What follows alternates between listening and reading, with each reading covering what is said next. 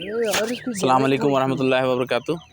ये देखिए, ये इस तरीके से लोग इसको खोदते हैं और खोद के इसमें से मोती निकालते हैं।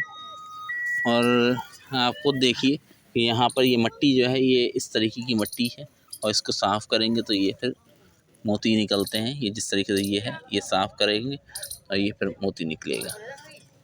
मोती है बाकी।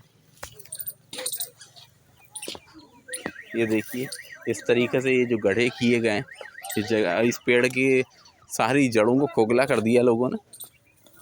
अब वो मोती मिले तो अच्छी बात, अगर नहीं मिले तो भी नसीब। ये देखिए, ये सब जड़ों को खोखला किया हुआ है। और कुछ रिवायत के मुताबिक हज़रत लाल शाहबाज कलंदर ने इस चश्मे पे आके और नहाने के बाद बाल झाड़े थे, उससे वो जो पानी के क़तरे गिरे वो मोती बन गए थे।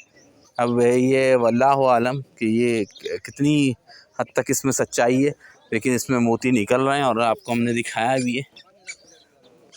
और कचरा तो आपको जावजा नज़र आ ही रहा होगा। यहाँ पे लोग आते हैं मोती ढूंढने और साथ में कचरा भी डाल देते हैं। तो कोशिश ये किया कीजिए कि ऐसी जगहों पे जाएं, सी व्यू और इस तरीके की जगहों पे, दरिया के पास।